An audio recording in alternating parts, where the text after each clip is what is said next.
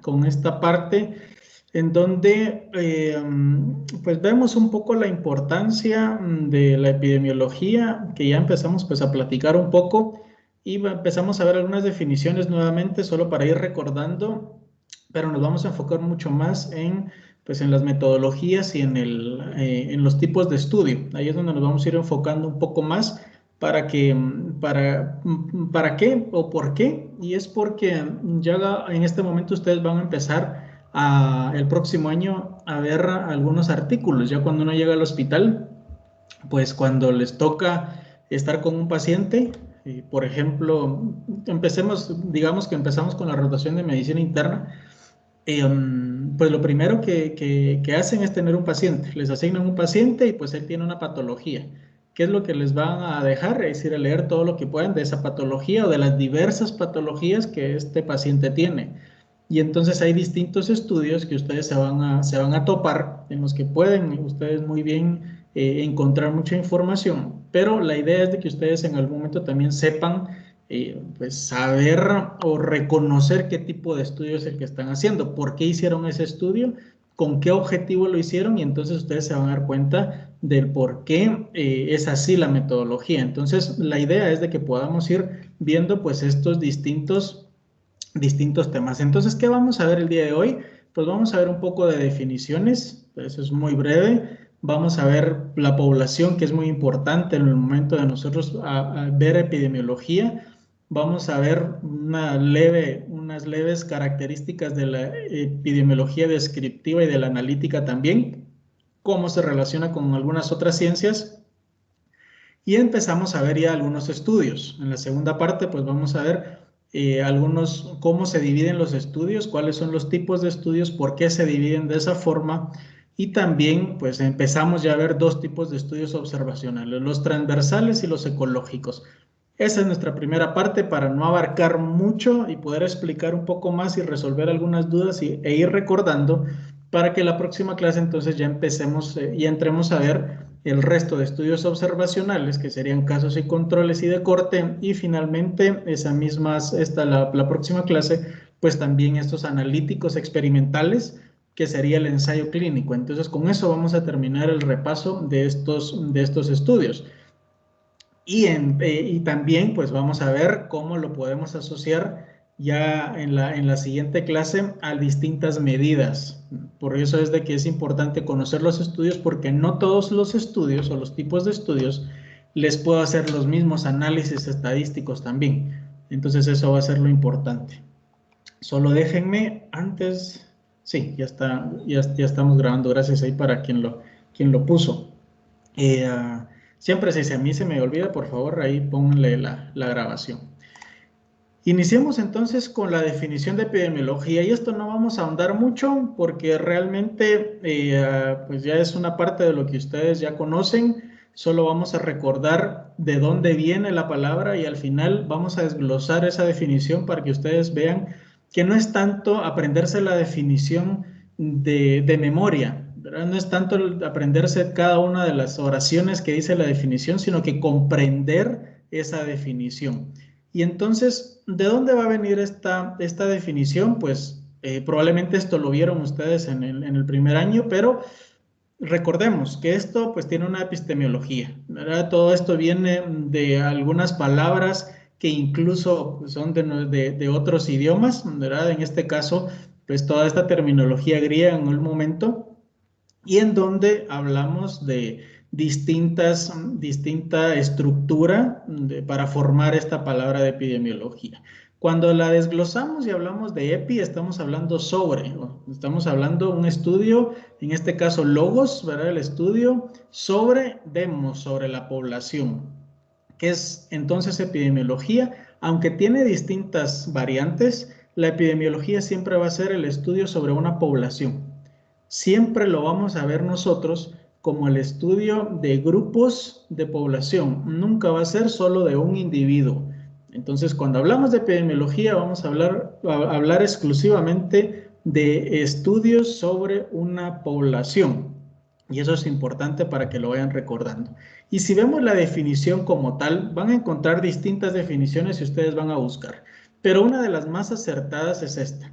que habla del estudio de la distribución y de las determinantes de los estados o fenómenos relacionados con la salud en poblaciones. Quedémonos hasta aquí en este momento y vamos a ver y vamos a ir explicando y para que ustedes vean de que no es tanto que, como les mencionaba, que se nos quede de memoria esta definición, sino que la comprendamos.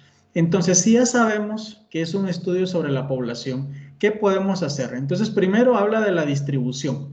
Si yo tengo una población en algún lugar del mundo, pongámonos en nuestro país para que nos ubiquemos, ¿verdad? De la distribución de la ciudad de Guatemala. Entonces yo quiero ver cómo está distribuida entre niños, adolescentes, jóvenes, adultos y adultos mayores. Esa es una distribución. Quiero ver cómo está distribuida. Pero también la distribución la podemos pues analizar en base al área geográfica. Bueno, quiero ver cómo está distribuida la población en las distintas zonas del país o en los distintos municipios, ¿verdad? Entonces, eso habla de distribución. Y también de los determinantes de los estados o fenómenos, determinantes que en salud le llamamos determinantes de la salud, que pudiesen ser determinantes tanto individuales como colectivos.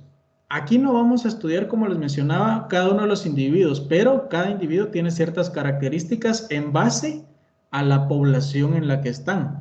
Podemos, si nos vamos dentro del país, las características que tenemos, generalmente los que estamos en la ciudad no van a ser las mismas características que, por ejemplo, si vamos a Livingston. ¿Verdad? Solo ahí el tono de la piel pues, puede cambiar y eso es una determinante. ¿Por qué? Porque se sabe que los pacientes afro-latinoamericanos tienden a tener mayores enfermedades, por lo menos cardiovasculares. Entonces ya sabemos cómo está distribuido, ya sabemos qué determinantes pueden afectar con ellos.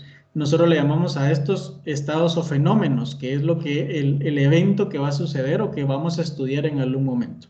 Pero todo va a tener que estar relacionado con qué, con la salud de las personas. Y no solo eso, sino que también la aplicación.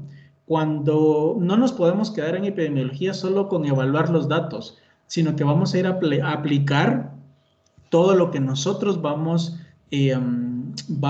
encontrando, las conclusiones que vamos teniendo, los datos que vamos generando, pues los tenemos que ir a aplicar. No es solo para, sí, el 50% de la población tiene diabetes en esta región. No es solo para determinar cuántos diabéticos hay, sino que, bueno, 50, o sea que 1 de cada 2 son diabéticos. ¿Qué voy a hacer yo ahí en esa comunidad?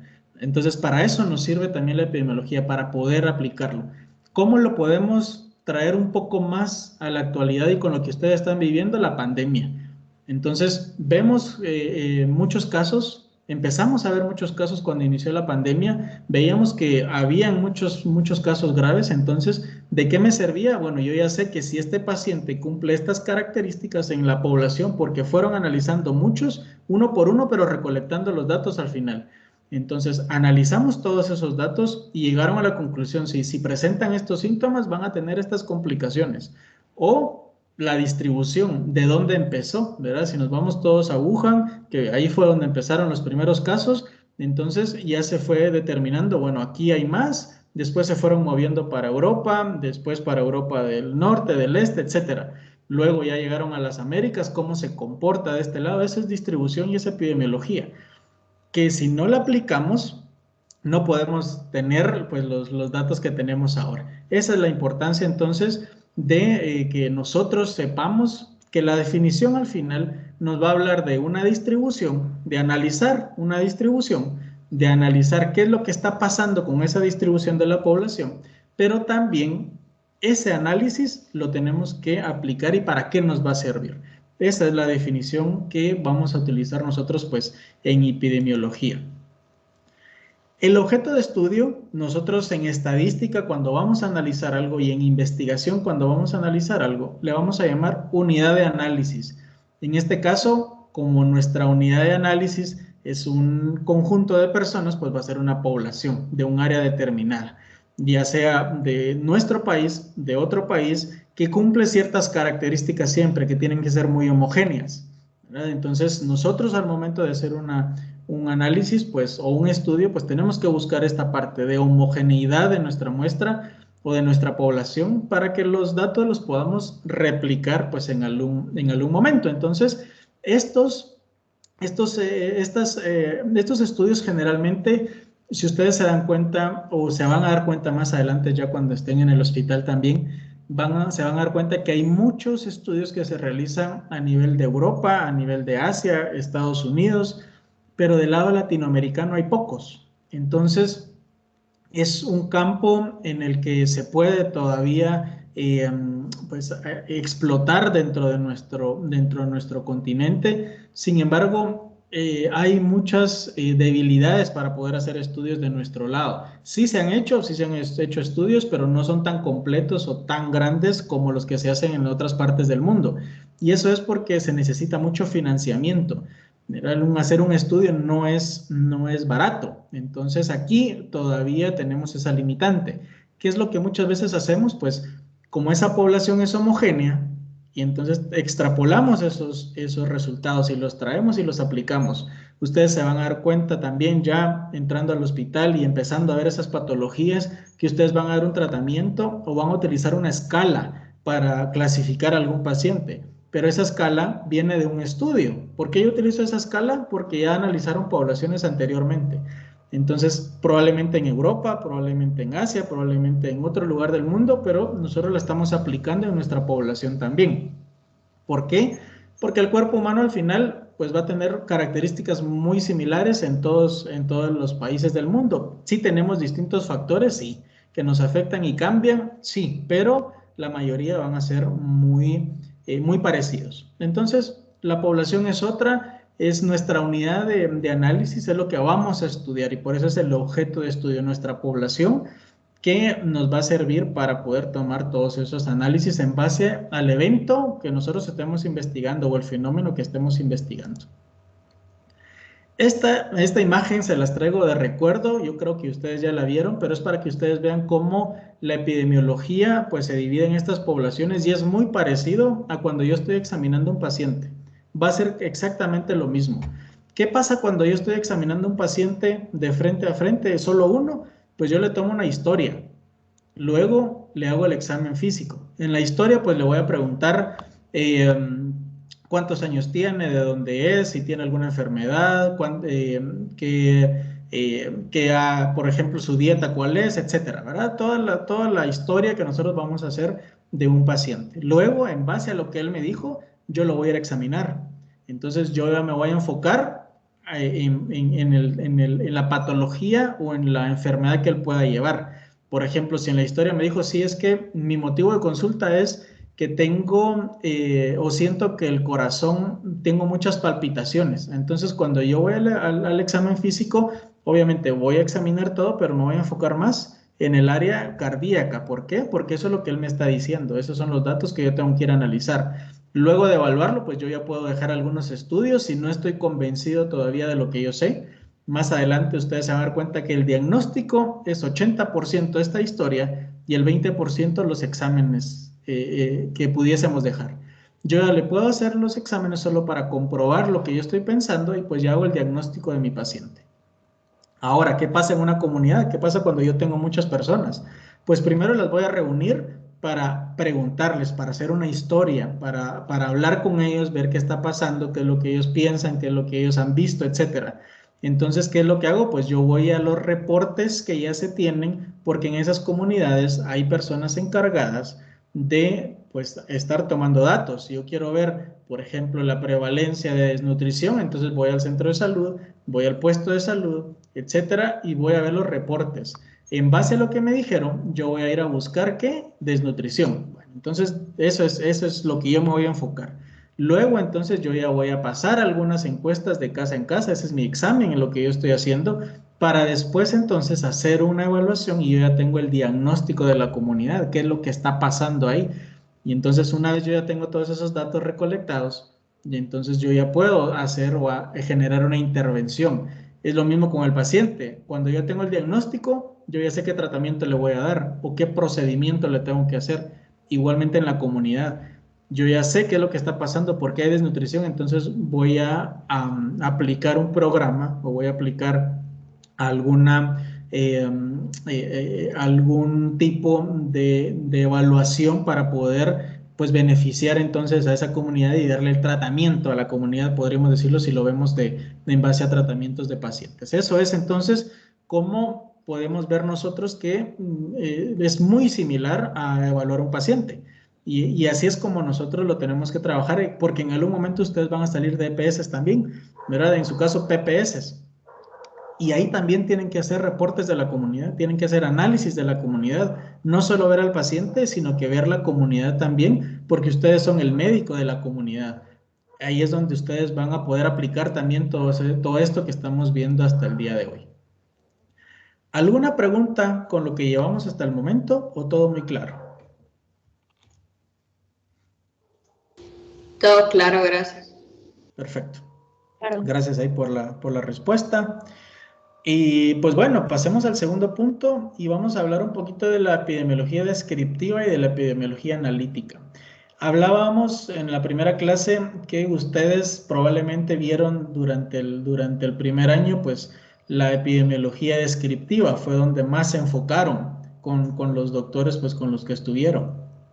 Y ahora vamos a enfocarnos un poco más ya entrando a la parte analítica de la epidemiología en este curso. Entonces vamos a ver algunas características de cada una de ellas. Entonces, hablando de la epidemiología descriptiva que ustedes ya pues conocen, hablamos de que en primer lugar va a organizar y resumir información. Cuando hablamos de descripción si yo les pido a ustedes que describan a su familia, ustedes me van a describir a la familia, ¿verdad? Si somos 5 miembros, hay 3 de los hijos, pues somos 3 mujeres y un varón, o al revés, o un hombre, 2 mujeres, etcétera. Puede ser que esté papá, que esté mamá, puede ser de que no esté alguno de los dos, puede ser de que no esté ninguno de los dos, o puede ser de que seamos más hijos, etcétera, ¿verdad? Entonces ustedes empiezan a describir a esa familia, ¿verdad? Y tiene pues distintas características, que va a ser tiempo, lugar y persona. Cuando hablamos de estas características, nosotros llamamos a estas variables epidemiológicas. Cuando hablamos de tiempo es porque estamos describiendo a la familia el día de hoy, por ejemplo, ¿verdad? Ese es un tiempo, hoy. O yo les puedo preguntar, ¿cómo era su familia hace 5 años? Ese es otro tiempo. O ¿cómo cree que usted va a ser su familia en 10 años? Eso es descripción. Un lugar, su familia en su casa, ¿verdad? En un sitio. Y la persona, porque estamos hablando de cada uno de los miembros. Igualmente pasa en la epidemiología. Si yo usted está a cargo, ustedes están a cargo de alguna comunidad que en algún momento lo van a estar. Entonces, bueno, ¿cuál es el análisis? ¿Cuál es la descripción de esta comunidad? Ah, bueno, sí está distribuida de esta y esta forma. Hay tantas zonas, por ejemplo. La población, el 30% es masculino y el 70% es femenino.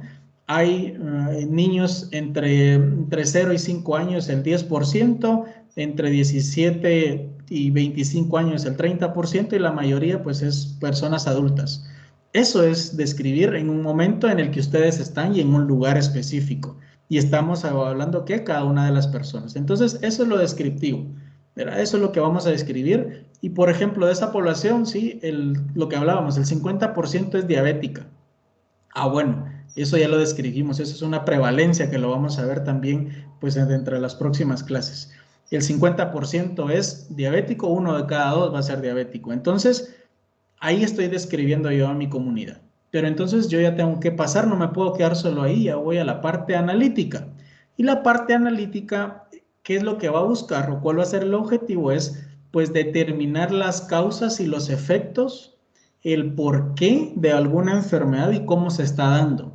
¿Por qué mi población, 1 de cada 2 es diabético? ¿Qué es lo que está pasando en esa comunidad? ¿Qué efectos va a tener de que las personas sean diabéticas? Sabemos que un diabético puede tener pues retinopatía diabética, puede tener una neuropatía, puede tener nefropatía diabética, que el riñón ya esté dañado. Entonces, esos son los efectos que va a causar estar pues enfermo. Entonces, ¿cuántos de ellos ya tengo así? ¿Por qué está pasando eso? Entonces, el análisis o la epidemiología analítica lo que va a hacer es buscar las causas y los efectos de por qué me está pasando eso en esa comunidad. Entonces va a haber o vamos a utilizar algunas medidas que se llaman medidas de asociación o de impacto potencial. Y esas medidas lo que va a hacer es decirnos, bueno, si yo ya vi dentro de mi epidemiología descriptiva de que la dieta no es la adecuada de esa comunidad y estoy viendo que hay muchos diabéticos, entonces probablemente la dieta está relacionada con la aparición de la diabetes. ¿Qué es lo que voy a hacer? Entonces, realizar un análisis al final de si se relaciona o no la dieta con la aparición de la diabetes. Eso es lo que nos toca hacer con la epidemiología analítica. Entonces, descriptiva solo vamos a describir la población en general a la que estamos llegando. Y el análisis, pues en base a lo que yo estoy estudiando, pues voy a ir a buscar por qué está pasando y hacia dónde me puede llevar y por qué me está llevando hacia ahí. ¿Queda clara la diferencia entre epidemiología descriptiva y analítica? Sí, doctor. Ok, perfecto.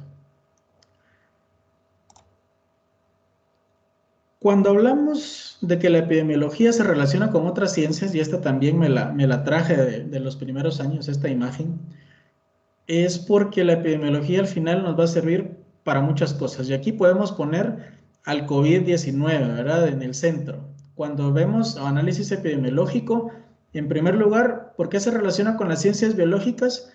Porque entonces yo ya sé qué síntomas tiene, yo ya sé qué complicaciones está teniendo ese paciente, entonces yo ya sé qué tratamiento les tengo que dar.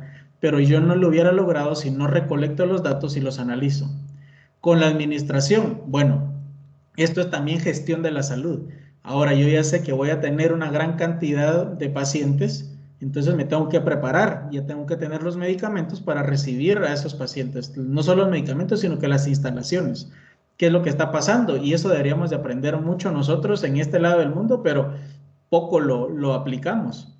¿Qué es lo que pasa? Nosotros vemos qué es lo que está pasando en Europa y exactamente lo que está pasando allá se está replicando aquí, solo que con meses de atraso. Entonces nosotros deberíamos de aplicar lo que estamos viendo en nuestro país o en los países de Latinoamérica. Entonces también me va a servir para yo prepararme, para prever qué es lo que está pasando. Con la política, porque ahora, si ustedes se han dado cuenta, el Congreso ha generado diversas políticas en base a qué? A la pandemia.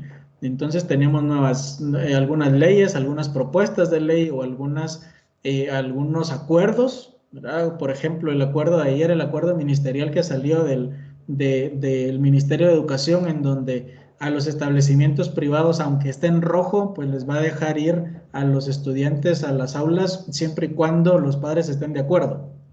Y eso es política. Pero ¿por qué? Si ustedes en algún momento ven ese comunicado, habla de que en conjunto con los expertos se ve que el 90% de los maestros está vacunado y los estudiantes presentan menos contagios. Eso es epidemiología. El 90% es un dato epidemiológico. Entonces, ¿nos sirve para qué? Para hacer política también, en base a los resultados que se van teniendo. Y las ciencias sociales, ¿por qué? Porque nosotros vamos a ir entonces a hablar con todas esas personas que necesitamos que se protejan, que no salgan, que usen la mascarilla todo el tiempo, etcétera. Eso es ciencia social al final. ¿Por qué? Porque estamos comunicando qué es lo que puede pasar. Entonces, al final, la epidemiología nos va a servir pues, en distintos lugares. Con otras ciencias se van a acoplar muy bien, pero muchas veces la parte epidemiológica es la parte central, porque sin esos datos no se podría hacer todo lo demás. Esa es la razón por la que también lo podemos relacionar nosotros con algunas otras ciencias y si se dan cuenta, pues son distintas y la epidemiología lo que le sirve al final es para tomar una decisión y eso lo podemos nosotros ver incluso cuando yo doy la clase de bioestadística, les pongo una frase que al final los datos me sirven ¿para qué? Para tomar una decisión, qué es lo que yo voy a hacer. Y es por eso que en mi definición no nos quedamos solo con evaluar la distribución y los determinantes, sino que cómo lo vamos a aplicar, qué decisión tomé yo en base a esos datos. Y bueno, esa es como la primera parte, ¿verdad? Que íbamos a ver en nuestra primera parte como de introducción Ya vimos pues entonces qué es epidemiología, qué es el estudio de la distribución, de las determinantes que están asociadas a la salud en nuestro caso. Vimos que también lo vamos a hacer dentro de una población, que ese es nuestro objeto de estudio. Nuestra unidad de análisis va a ser toda una población, no una persona, que se asemeja mucho a cuando hacemos un examen clínico de una persona también y le damos tratamiento, y que se va a relacionar pues con distintas otras ciencias, ya sea de la forma descriptiva o de la forma analítica. No me puedo quedar yo solo con lo descriptivo, tengo que analizar también. ¿Que hay estudios solo descriptivos? Sí, pero ese es el primer paso y como lo vamos a ver pues dentro de estos primeros estudios. Cuando hablamos de estudios y de evidencia epidemiológica, hay un triángulo que se llama el triángulo de la evidencia epidemiológica.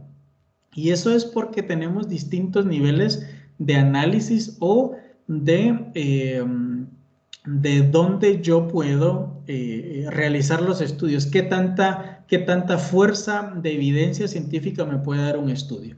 Y ustedes ven que puede empezar o generalmente se empieza con una epidemiología descriptiva y luego yo lo voy a llevar hacia una epidemiología analítica.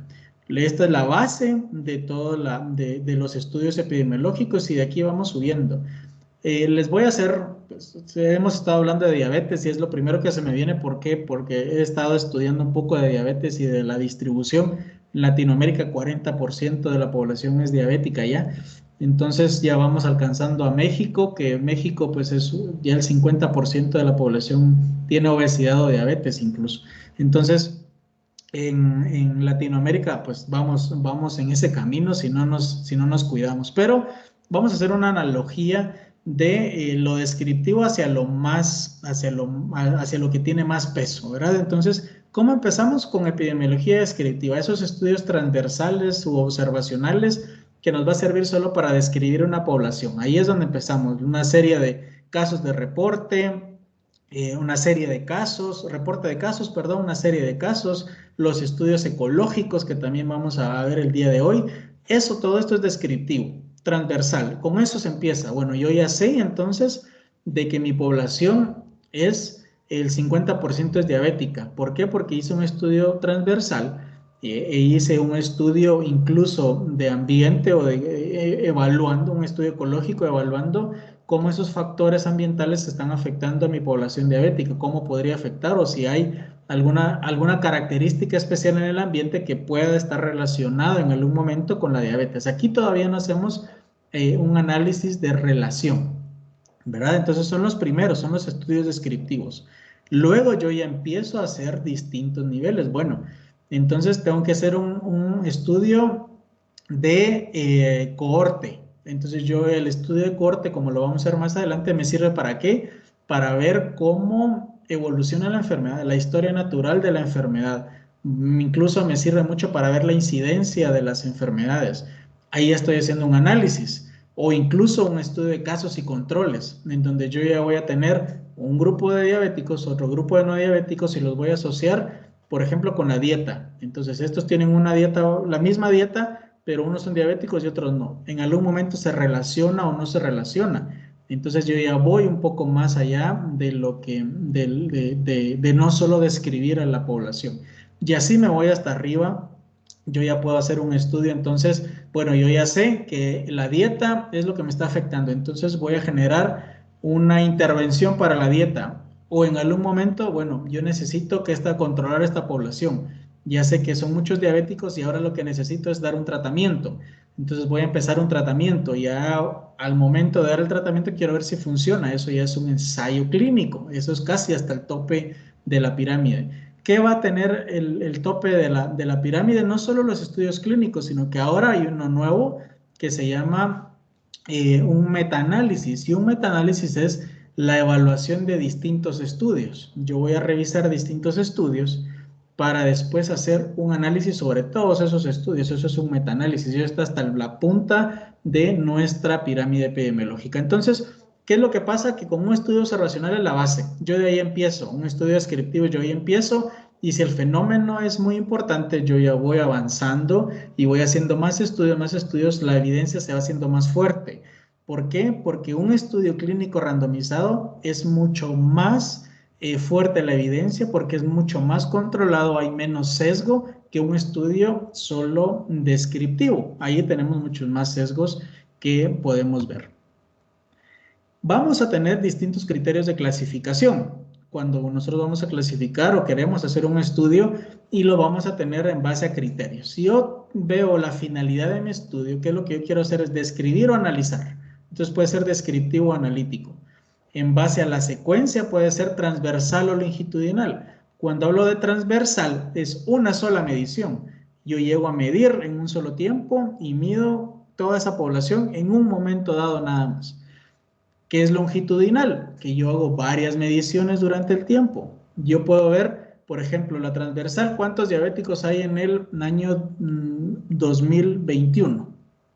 Entonces voy a ver todos los datos del año 2021. Pero si yo quiero hacer un longitudinal, entonces yo quiero ver cuántos diabéticos hay en el 21, en el 22, en el 23 y de aquí me voy a ir haciendo mediciones. Eso es longitudinal, varias mediciones durante el tiempo. Y ojo que puede ser pregunta de parcial. Intervenciones, dependiendo cómo yo voy a tratar esas variables, puede ser observacional, si yo solo las voy a ver, voy a recolectar esos datos, pero yo no voy a intervenir. O experimental, si yo voy a dar un tratamiento, yo voy a evaluar una tecnología de salud. En esa población eso ya es experimental, entonces es experimental.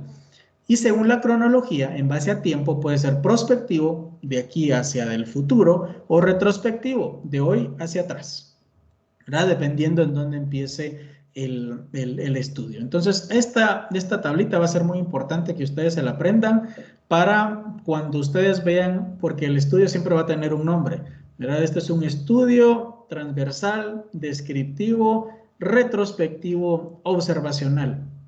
Y entonces ustedes ya saben todo eso, ya saben de qué se va a tratar el estudio. Solo con ese tipo de estudio que ustedes lean ya saben de qué se va a tratar o de qué es lo que van a hablar. Y también tenemos tipos de investigación, que es lo que veíamos en nuestro triangulito, pero aquí ya los dividimos para que ustedes tengan una mejor imagen.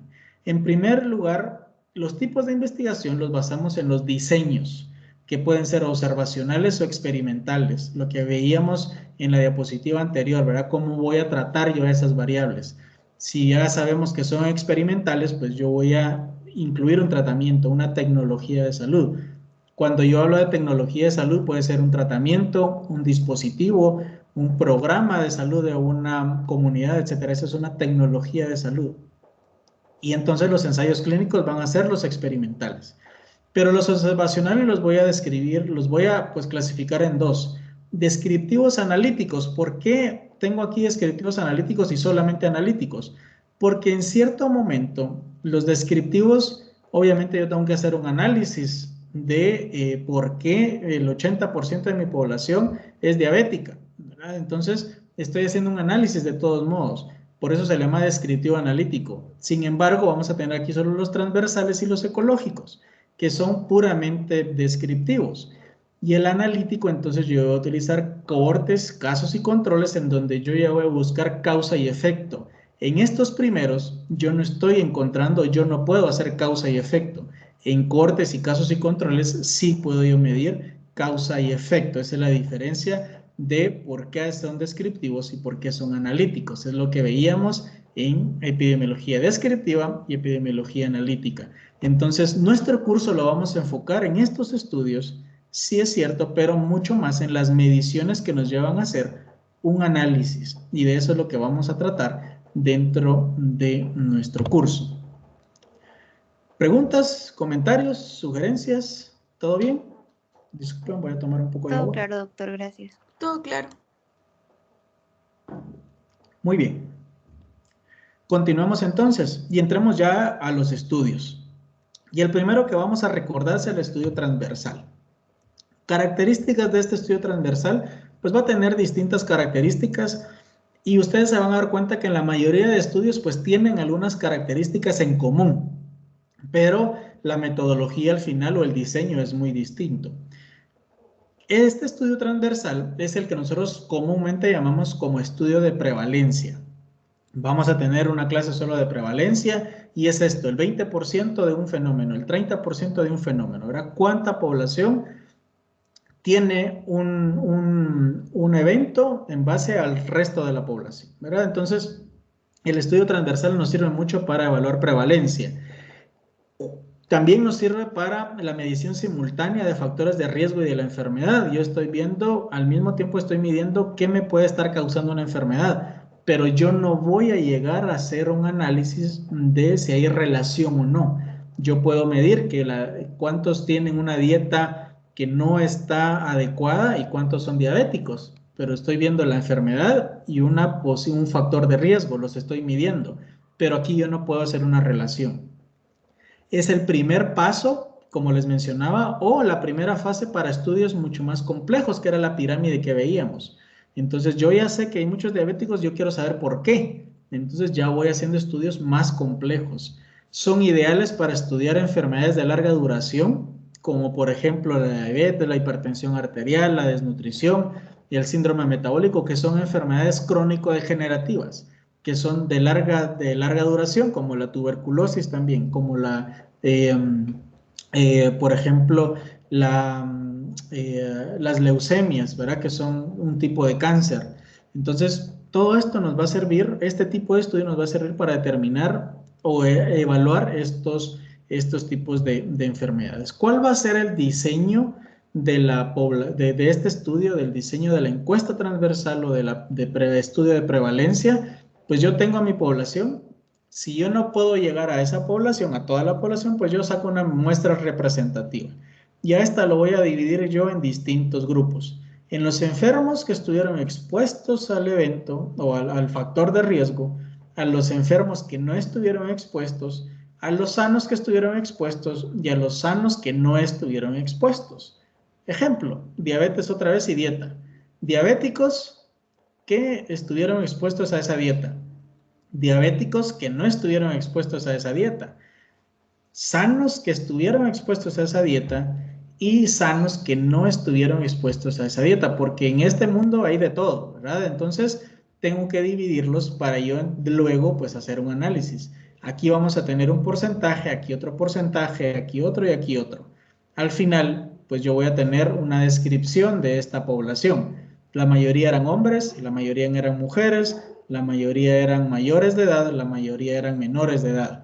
Ese es un estudio de prevalencia, que es muy importante, que se va a estudiar en un momento dado. Es en un momento e incluso yo puedo generar una prevalencia puntual, que va a ser mucho más específico, ¿verdad? En un momento exacto es en donde yo estoy viendo cuál es la diabetes el día de hoy, ¿verdad? En esta población. No va a ser igual que si yo la mido dentro de un año o dentro de 2 años. Pero entonces, ¿qué estoy haciendo? Es midiendo la prevalencia en este momento. Por eso es de que se llama de análisis puntual también. Entonces, este es el diseño que vamos a seguir para generar un estudio de prevalencia. Pero también tenemos ventajas y desventajas. ¿Cuáles son las ventajas? Pues en primer lugar que son eficientes para la prevalencia. Esa es una de las principales. Por eso es de que estudios transversales o de prevalencia van a encontrar un montón. Incluso la mayoría de las tesis se hace de este tipo de estudios, de transversales. ¿Por qué? Porque no les da tiempo como para hacer un estudio de cohorte con mediciones longitudinales. Aquí vamos más a medir en un tiempo dado. Entonces, la mayoría de estudios y de tesis son de estudios transversales, de prevalencia. Entonces, son muy eficientes. Estudian varias exposiciones al mismo tiempo, como les mencionaba, pueden estar midiendo varias exposiciones al mismo tiempo, aunque no van a lograr una relación. Son poco costosos y de poco tiempo, porque si yo quiero ir a medir dentro de mi hospital, en un servicio, cuántos de estos, estoy en el servicio de medicina C, por ejemplo, en el Hospital Roosevelt, aquí son pacientes pues de infectología.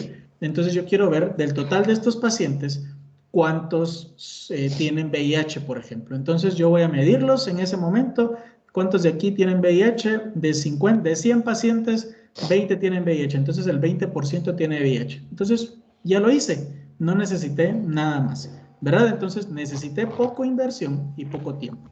Solo les encargo, por favor, revisen quién tiene el micrófono abierto, porque ahí estoy escuchando un micrófono abierto. Y entonces son poco costosos. Invertí poco tiempo. ¿Qué necesité? Pues probablemente una hoja en donde yo fui anotando y eso fue todo. Y después yo me voy a hacer mi análisis. Entonces no necesito mucho tiempo ni mucha inversión. Por eso es de que es el que más se utiliza. Y me va a servir, como les mencionaba, para estimar esta prevalencia, una prevalencia puntual incluso. Esas son las ventajas y por eso es de que se utiliza mucho ese estudio, aunque va a tener algunas desventajas. Y estas, lo más importante es, pues, esta dificultad en primer lugar para definir y medir la exposición. Yo no puedo hacer una relación que esta relación de causa-efecto, yo no la puedo medir, pues, exactamente con un estudio de prevalencia. Tiene distintos sesgos y dentro de ellos, los principales, pues, uno pudiese ser el sesgo de información. El sesgo de información algunas veces es cuando yo recolecto los datos, pues puede ser que la persona que me los esté dando no me dé la información como tiene que ser, o en algún momento el sesgo de memoria, y esto pasa mucho con las mamás algunas veces que tienen muchos hijos, y eso pasa a nivel rural, en donde yo le voy a preguntar, mire, ¿y cómo está? ¿Cuándo nació su hijo? Y como tienen 10 hijos, ¿verdad? No se recuerda exactamente cuándo es. Aquí está el carnet, yo creo que y si no tienen el carnet, pues yo creo que fue en tal fecha. Eso, aunque ustedes no lo crean, se da mucho, ¿verdad? Entonces, ese es un sesgo de memoria. Entonces ya me da un sesgo porque este es un dato que no es exacto. Yo cuando recolecto los datos tienen que ser los más exactos posibles, ¿verdad? Entonces, ahí es donde yo voy a tener desventajas con este estudio. Yo no puedo establecer un riesgo en algún momento de que un factor me esté causando otro. Entonces me va a servir únicamente para describir a la población cómo está el evento y hasta ahí puedo llegar. Eso es lo que más puedo hacer con el estudio descriptivo. ¿Que sirve? Sí, sirve de mucho, porque este es el primero que me va a servir para empezar a tomar decisiones.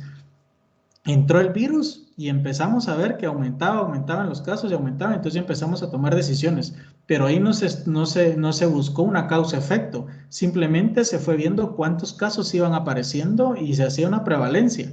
Entonces se vio que la prevalencia está aumentando, entonces ya tomó medidas. ¿Cómo funciona el semáforo? ¿Verdad? De por qué nos dejan ir, salir, cerrar el 25% del aforo, etcétera, porque entonces estamos viendo cuántos casos van apareciendo. Esta semana hubieron más de 3,000 casos positivos. Entonces, en base a esto quiere decir de que hay mucha exposición, hay mucho contagio, y si yo tiendo a unir a las personas, pues va a haber más. Entonces necesito alejarlas. ¿Verdad? Esa es decisión en base a qué? A datos epidemiológicos nuevamente. ¿Verdad? Por eso es que es tan importante. Entonces, estas son las principales desventajas que va a tener pues estos estudios transversales. ¿Alguna duda con el estudio transversal? ¿Todo bien? No, doctor, todo claro, gracias. Todo Perfecto. claro, gracias. Y entremos a los estudios ecológicos, que son los que menos se hacen, pero está el diseño.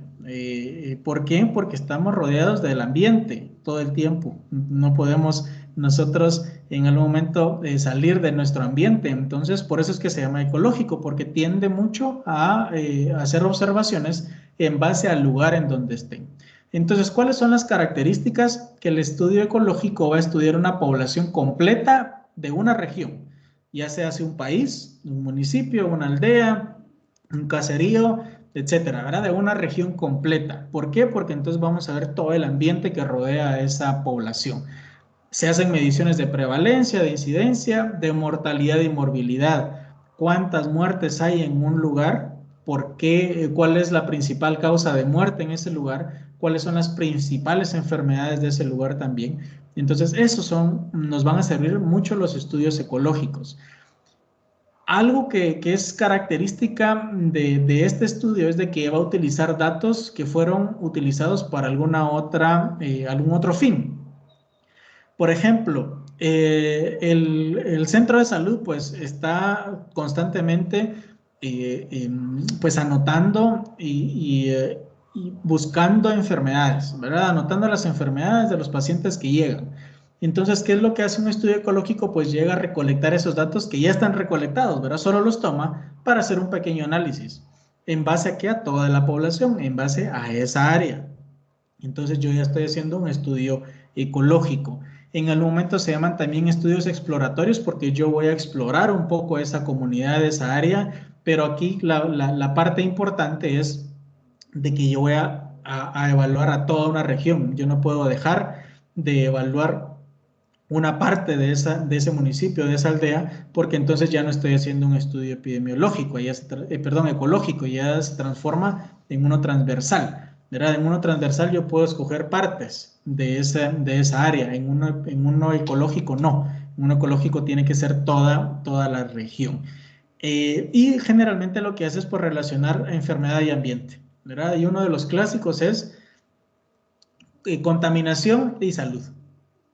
Hace poco salió un estudio, el año pasado publicaron un estudio que los invito en algún momento, si lo quisieran tener, pues me pueden avisar, yo lo tengo y se los puedo pasar. Se llama, es el estudio de carga global de enfermedades. Entonces, ¿qué es lo que se hizo? Pues es recolectar datos desde el año 1990 hasta el año 2019.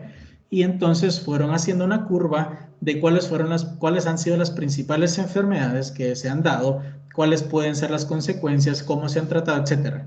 Las tres principales enfermedades que están, o los factores que llevan a enfermedad, salieron contaminación ambiental como primero, luego la alta,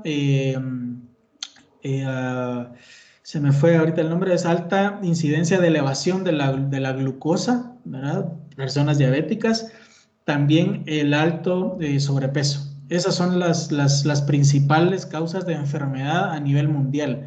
Entonces, como vemos, esto puede ser parte de un estudio ecológico, ¿verdad? Entonces, ¿por qué? Porque fuimos a ver el área, una gran área, ¿verdad? Y estamos solo viendo los porcentajes y los factores que pudiesen haber. Entonces, ahí está el ambiente, ahí está la contaminación y que la contaminación me va a llevar a tener ciertas enfermedades, puede ser respiratorias, de la piel, etcétera, ¿verdad? Entonces eso es un estudio ecológico. Y dentro de los diseños de los estudios ecológicos, aquí me disculpo un poco por la imagen que se ve algo distorsionada, pero no encontré una más adecuada.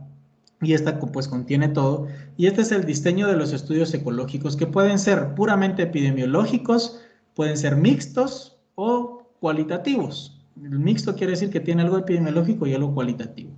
Dentro de los epidemiológicos, se recuerdan que dentro de las características era que se les llamaba exploratorios también. Entonces pueden haber series de tiempo, o sea, estudios en diversos momentos de múltiples grupos. Yo agarro distintas áreas, algunos analíticos como igualmente de serie de tiempos y los grupos múltiples, ¿verdad? Aquí estamos explorando y analizando. Por eso dentro de la clasificación se recuerdan que hablábamos que los observacionales eran descriptivos analíticos y puramente analíticos. Aquí es lo mismo, ¿verdad? Solo que no llegamos a una causa-efecto, vamos otra vez, que esa es la principal diferencia entre los estudios descriptivos analíticos y los puramente analíticos y que puede ser pregunta de parcial. Epidemiología espacial no es una epidemiología relacionada al espacio, sino que al espacio exterior, ¿verdad? Sino que al espacio en donde se va a realizar el estudio, en el área que se va a realizar. Las cualitativas, pues simplemente cualidades que se van a buscar. Aquí van a haber pues, muchas entrevistas, vamos a hacer listados de grupos, vamos a hacer grupos focales a donde vamos a llegar a entrevistarlos, a platicar con ellos. Una cartografía que probablemente ustedes ya realizaron en algún momento cuando fueron a las comunidades. Si es que pues, se han podido ir, pues se hace una cartografía de la comunidad y pues se empieza a hacer análisis en base a esa cartografía, ¿verdad? Entonces, ¿para qué nos va a servir o qué es lo que vamos a hacer con los mixtos? Pues vamos a hacer triangulaciones en algún momento en base al área donde están, qué enfermedades tiene y cuánta población está afectada, por ejemplo, el desarrollo, la iniciación y qué tanto se está expandiendo la enfermedad, etcétera, ¿verdad? Entonces, esto es parte del diseño que se utiliza en los estudios ecológicos. Que poco se utilizan, pues en algún momento como tal, como con el nombre de estudio ecológico, sí, poco, pero sirven y dan mucha información básica para poder hacer pues, estudios más adelante. También tenemos ventajas y desventajas. Las ventajas, pues es un diseño muy sencillo y que se utiliza, como les digo, frecuentemente, aunque no muchas veces van a encontrar ustedes que dice estudio ecológico, prevalencia de tal, etcétera, ¿no? Sino que el diseño es el que es ecológico, no el nombre precisamente del estudio como ustedes en algún momento pueden encontrar. Fácil disponibilidad de los datos, ¿por qué? Porque ya fueron recolectados, ya no tienen que ir a recolectar ustedes datos. En un estudio transversal sí, tienen que ir a recolectar datos muchas veces. Aquí no, aquí ya los tienen, entonces solo los van a analizar.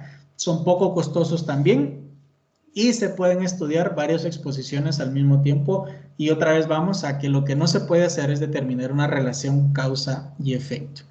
Las desventajas, pues que es muy susceptible a sesgos. ¿Por qué? Porque no somos tan específicos. La población algunas veces vamos y estamos entrevistándolas. Puede haber estos sesgos de memoria, de información, de incluso de clasificación de los participantes. No nos va a permitir nuevamente evaluar esa relación de exposición y daño.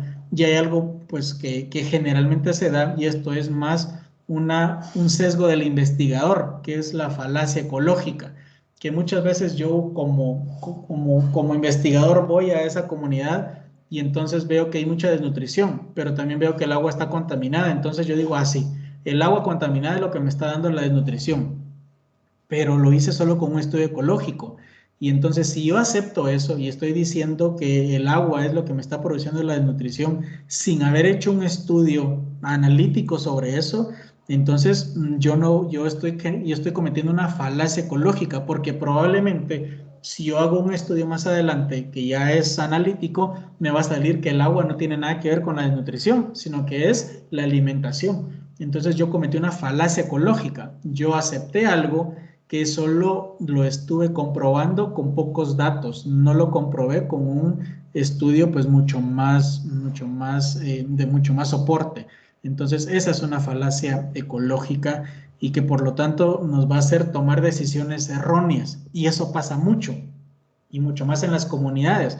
Como no tienen la suficiente inversión o no tienen el suficiente conocimiento, llega alguien y les dice, sí, mira, aquí el agua es la que genera la desnutrición. Entonces, ¿qué van a hacer? Tomar acciones para tener agua potable. ¿Que está bien? Sí, está bien. Pero la desnutrición no va a cambiar. ¿Por qué? Porque ese factor no estaba afectando la desnutrición. Entonces, tomamos una decisión errónea. Y entonces, en algún momento pudiese tener algún tipo de consecuencia también para la comunidad. Entonces, la falacia ecológica es muy importante y también va a ser o puede ser pregunta de parcial. ¿Alguna pregunta hasta el momento? ¿Va quedando todo muy claro? Sí. Y pues bueno, esa era la primera parte de nuestro repaso, ¿verdad? De los estudios. Esto pues va a continuar la siguiente semana ya con algunos otros estudios, ¿verdad? Ya vimos que nos toca entonces los de cohorte y casos y controles, más el ensayo clínico, que es lo que vamos a ver. Y pues solo quiero terminar la clase del día de hoy con un pequeño video. Y otra vez nos salimos un poco de lo que estamos viendo, ¿verdad? Para salirnos un poco de esa parte.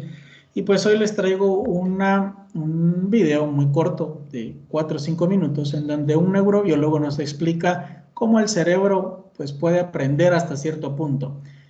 Este es un video que está muy enfocado para los profesores, para que nosotros enfoquemos en algún momento la metodología. Pero lo que más me interesa es de que ustedes en una parte escuchen cómo en algún momento ustedes pueden aprender, cómo la parte de memorización que nos están acostumbrando muchas veces no es tan efectiva para estudiar. Entonces veamos qué es lo que nos dice Héctor Ruiz, que es neurobiólogo, y pues ya platicamos al final para despedirnos. Imagínate que tomamos a una persona que no sabe nadar, y la situamos en medio de una piscina que no cubre, no se va a ahogar, pero la situamos en medio de la piscina y sin enseñarle a nadar le decimos, nada, tienes que nadar, tienes que ir de lado a lado de la piscina lo más rápido que puedas. ¿Esta persona qué va a hacer? Pues va a hacer lo que pueda, ¿no? Va a tratar, va a nadar y va a buscar la manera pues, que le parezca más intuitiva de nadar, ¿no? Si a la persona que hemos puesto en la piscina le enseñamos crawl, que es la forma más eficiente de nadar y que no es intuitiva en absoluto, lo mismo pasa con las buenas estrategias de aprendizaje. Lo que vamos a conseguir es que mejore su rendimiento. Y ahí es donde entender que la técnica, o sea, lo que hacemos cuando aprendemos, puede marcar diferencias. Aprender a aprender, ¿no? Aprender qué estrategias de aprendizaje son las más eficaces, les va a ayudar, les va a motivar y, por lo tanto, ¿no? Va a poner en marcha esa rueda que es la que lleva a aprender al aprendizaje. Y otra cosa que normalmente los estudiantes piensan es que repetir las cosas una y otra vez, repetir y repetir, va a hacer que se fije en la memoria. En cambio, investigaciones dicen que no es una estrategia eficaz de aprendizaje. ¿Por qué? Fíjate, ¿cuántas veces has visto un billete de 10 euros? Muchas. Muchas veces. ¿Lo podrías dibujar? Fielmente no. Fielmente, esa es la idea. Fielmente no. Artísticamente no importa. La cuestión es, ¿sabes qué elementos contiene? ¿Dónde están? A pesar de que lo has visto tantas veces. Bueno, seguramente pensarás, no me he fijado. Y en el no me he fijado hay dos cuestiones. Una que es la obvia, que es la atención. Bueno, podemos decir que le has prestado atención porque si no, no sabrías que era un billete de 10 euros. Pero lo que realmente no has hecho al decir no me he fijado es que no has pensado sobre el contenido de ese billete. No has buscado en ese billete patrones que te resulten familiares, no has buscado relaciones entre los elementos y has buscado sentido a por qué el billete contiene lo que contiene. Fíjate que estamos hablando, te estoy poniendo un ejemplo de un hecho factual, el aspecto de un billete. El aspecto del billete no es algo que debamos comprender, no es un hecho, no es un concepto. Y sin embargo, tratar de comprender el hecho nos ayuda a recordarlo mejor. En realidad, la memoria, desde el punto de vista científico, no es solo un almacén de datos sin sentido. La memoria en realidad es nuestra capacidad de aprender cualquier cosa. Funciona como una red. Funciona como una red en la que todo lo que vamos aprendiendo se va conectando para crear conexiones, para aprender, ¿no? Para que nuestra memoria, esas nuevas experiencias se enganchen, ¿no? con nuestros conocimientos a través de las conexiones. Lo que tenemos que hacer es pensar. Cuando tratamos de apuntar un número que nos acaban de decir, una matrícula, mientras buscamos el papel para escribirlo o encontramos el boli que pinta para escribirlo, vamos repitiendo en la cabeza continuamente. Y cuando por fin lo escribimos, ¡puf!, desaparece. Porque si quisiéramos recordarlo, tendríamos que pensar sobre el número. Tendríamos que pensar si en ese número hay patrones que nos resulten familiares de otros números que conocemos, fechas, códigos postales, passwords, ¿no? Y entonces, ¿no?, buscar esas relaciones es lo que nos va a permitir realmente recordar el número. Pero una cosa más, la otra cosa que es importante es el cuándo repetimos. Fíjate que una práctica habitual es, que lo hacen muchos estudiantes, es que, por ejemplo, si tienen que aprender un tipo de procedimiento, resolver un tipo de problema, por ejemplo, pues van practicando con varios problemas. Y a pesar de que quizá en ese momento ya han sabido cómo resolverlo, siguen haciendo muchos más, con la idea de que eso va a fortalecer su aprendizaje. Bueno, pues en realidad, en el momento que algo ya sabemos hacerlo, ya sabemos responderlo, seguirlo practicando no va a consolidar mucho más ese aprendizaje. En cambio, si nos esperamos un poco, unas horas, un día, y entonces sí, lo volvemos a practicar, ahí es donde sí que esta práctica, esta repetición va a ser realmente eficaz. Esto es lo que se llama la práctica espaciada. Piensa además que repetir de una manera masificada es muy desmotivador. Así que una de las formas de intervenir sobre las emociones de los estudiantes y que esto sea positivo para su motivación es ayudarles a ser mejores aprendientes. Es decir, enseñarles buenas estrategias de aprendizaje que realmente van a proporcionarles un aprendizaje duradero, funcional, productivo, transferible.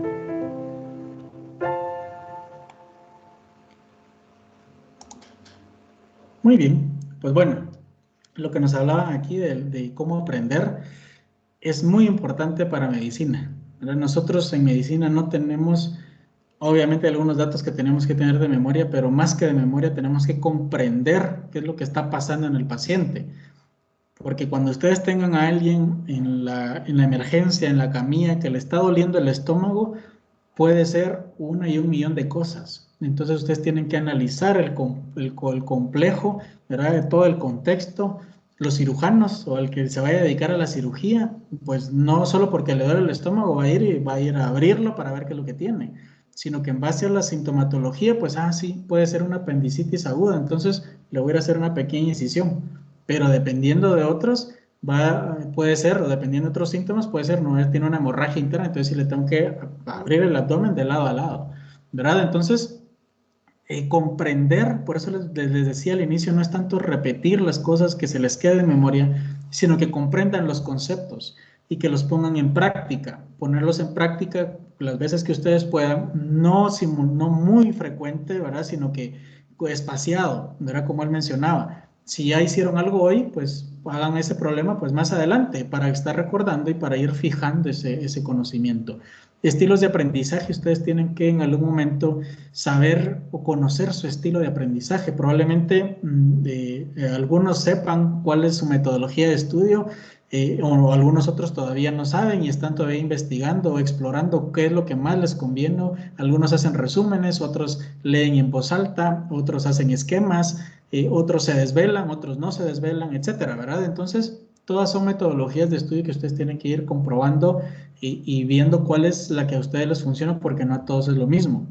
Y cuando la descubran se van a dar cuenta que el aprendizaje va a ser mucho más sencillo, ¿verdad? Entonces, pues gracias por la atención de esta mañana. Yo sé que son temas un poco complicados, ¿verdad? Pero pues en algún momento nos van a servir más adelante. ¿Alguna duda, alguna pregunta, algún comentario? Como les prometí, ¿verdad? 1 hora y 5 minutos me tardé en la clase el día de hoy como habíamos platicado, ¿verdad? Entonces así tienen un poco de tiempo para poder levantarse y estar ya listos para la próxima clase. ¿Dudas, preguntas, comentarios? Doctor, ¿me puedo quedar al Sí. final de la clase con usted? Disculpe. Sí, claro, no hay ningún problema. Gracias. Doctor, disculpe, sus presentaciones las va a subir al portal. Sí, ahí las van a tener. Gracias. Pues bueno, si no hay más dudas, comentarios, preguntas, pues que tengan un buen inicio de semana, que tengan una buena semana y los veo el próximo lunes. Gracias, doctor. Feliz semana. Gracias. Igualmente. Buen día. Gracias, doctor. Igualmente. Feliz día. Buen día.